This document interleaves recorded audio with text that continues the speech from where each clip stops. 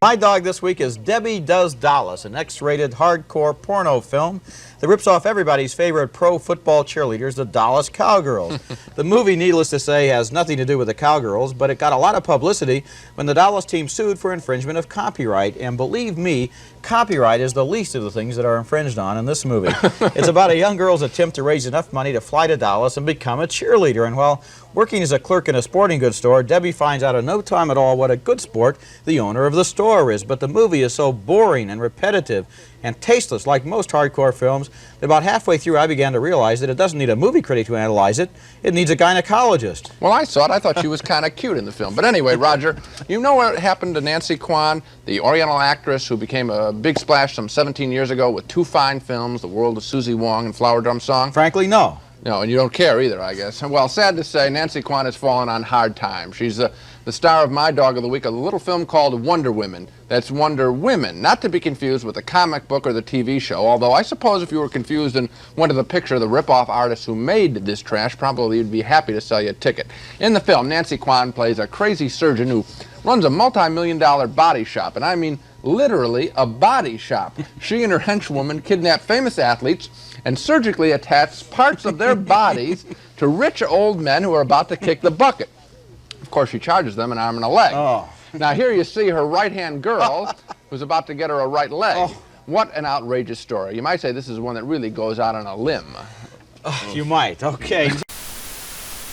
Well, my dog certainly isn't a laughing matter. It's Maniac, a disgusting horror show that forced me out of the theater after only 30 minutes. Maniac is a repulsive story of a berserk killer in New York.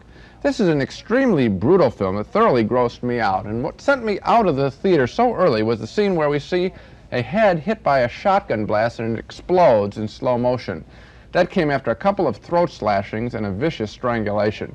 Maniac is making its slimy way into theaters all around the country, so be on the lookout for it and avoid it.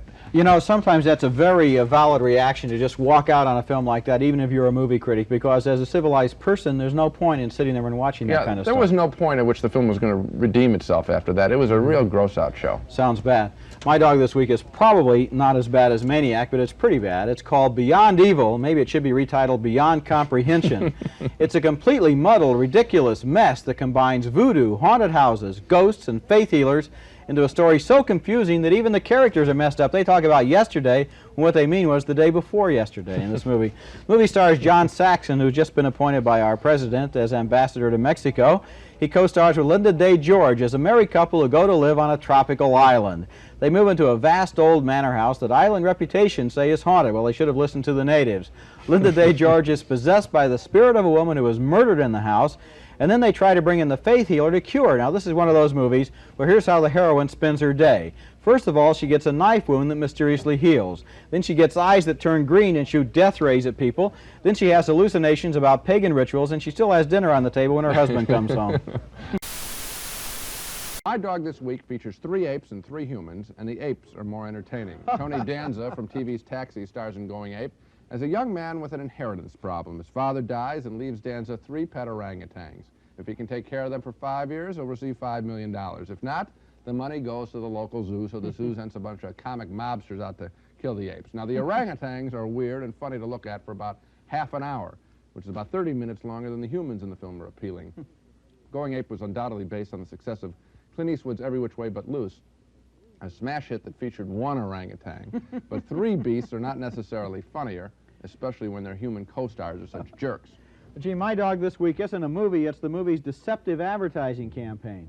The movie itself is a pretty good horror film called Holy Terror, and the ads promise that it stars Brooke Shields. Well, that's where the trouble comes in, because Holy Terror was first released 5 years ago under the title of Communion, and then it was released 3 years ago as Alice, Sweet Alice. Now, when this movie was originally shot, Brooke Shields was a little girl only 10 years old, and as Calvin Klein can tell you, she's not 10 years old anymore. Shields has a supporting role in the movie as an apparently demented little girl, and it's an effective thriller, all right, but how many title changes is it going to go through in an attempt to cash in on Brooke Shields' recent popularity? Come on, guys. I saw Brooke Shields at the Academy Awards. She's 5 feet 11 inches tall now. That's a foot taller than she was when she made your movie. Isn't it time to admit this movie is never going to make it at the box office, no matter how many times you change the title, and even if Brooke Shields is in it?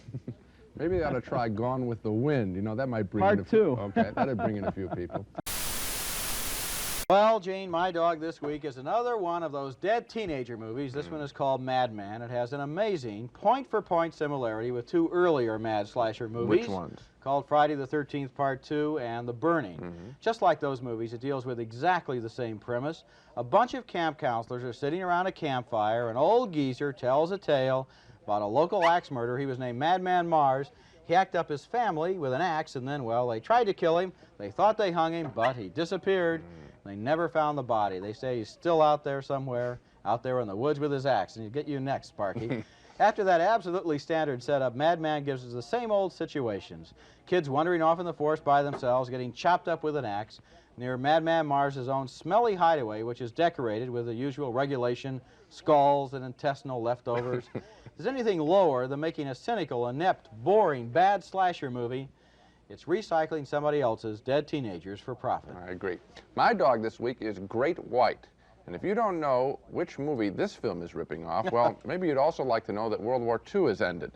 Great White is a Jaws imitation, right down to the film's weathered old shark hunter, played by an actor who is a look-alike and sound-alike for the late Robert Shaw. Great White tells the story of a giant shark that is feeding on the teenagers of a resort town. That's the Jaws 2 story, of course. And what's wrong with this movie is the special effects and random use of stock footage of sharks. I love this bit.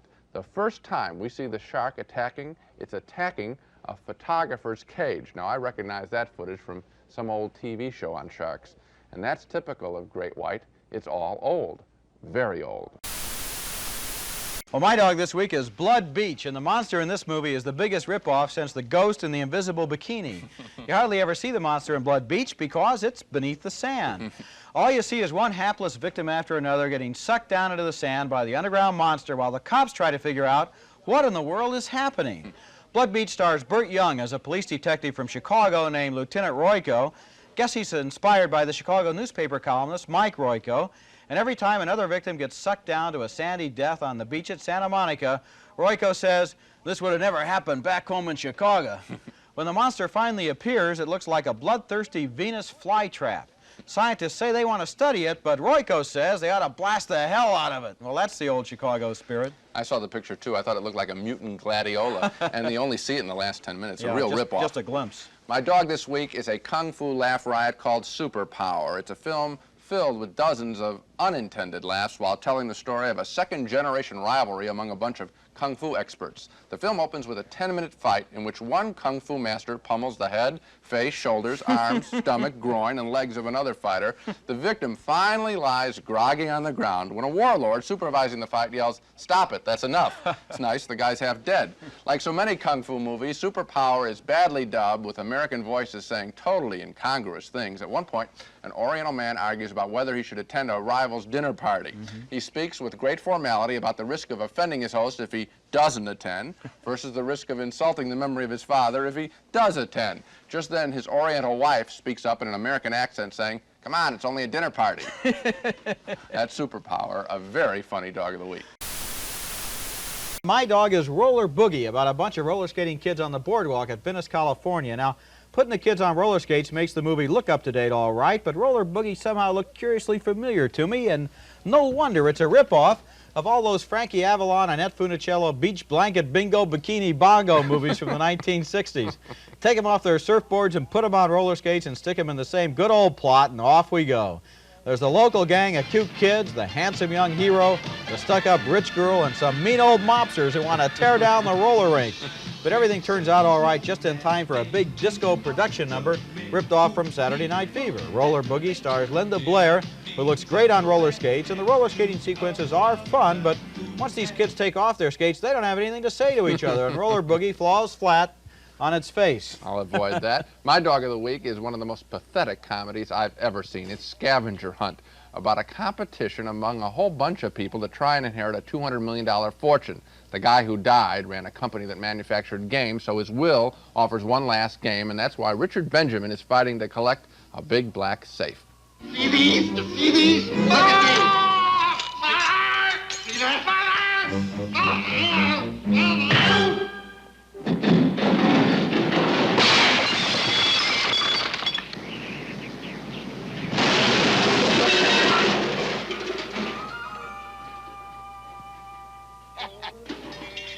Boy, is this dumb. People wander around like Tony Randall and Cloris Leachman. They run all over San Diego trying to swipe an entire toilet and a set of antlers. That's all there is to Scavenger Hunt, which is not only about collecting trash, this is trash. My dog had the sound down all the way.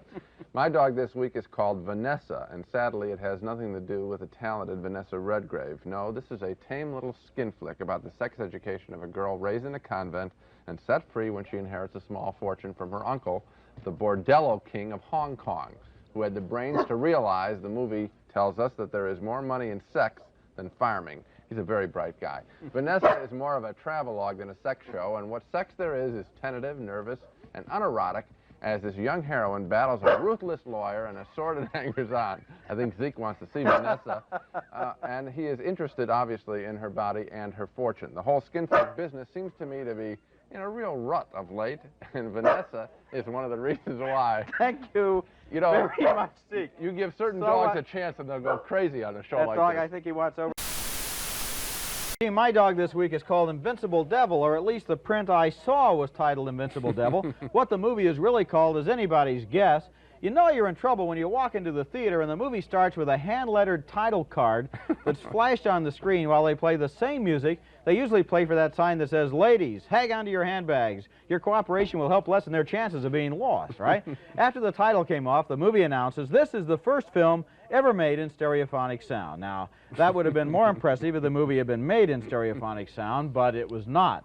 Apart from that, Invincible Devil is another interchangeable kung fu movie with one new twist. At one point, the hero is attacked by 6 guys who clang cymbals together in his ears. Now, if they'd been in stereophonic sound, they might have been invincible. Good addition there. Well, let's ring out the old year with my dog of the week, New Year's Evil, yet another mad slasher movie. This one is particularly cruel, telling the story of an irate husband who seeks revenge on his show business wife by terrorizing her on New Year's Eve as she hosts a punk rock midnight special type show. He threatens to kill a different person on the hour as each of the nation's time zones celebrates the new year. A nurse is stabbed repeatedly in the chest. 2 other women have their throats slashed, their breasts slashed. Finally, the creep hangs his wife in an elevator shaft. It's a horribly gruesome movie. Now, a couple of years ago, when we came up with this idea, Dog of the Week, we thought it would be kind of fun to knock off a couple of lousy films each week. And as recently as last year, our Dogs of the Year were pretty funny, but not lately. And for that, our regrets. In 1980, as we've said many times on this show, part of the movie industry has turned awfully sick. And our Dog of the Week feature, with pictures like New Year's Evil, sometimes gets transformed from a couple of laughs into a depressing warning. Let's hope that the new year brings us some silly bad movies and an end to all this cruelty.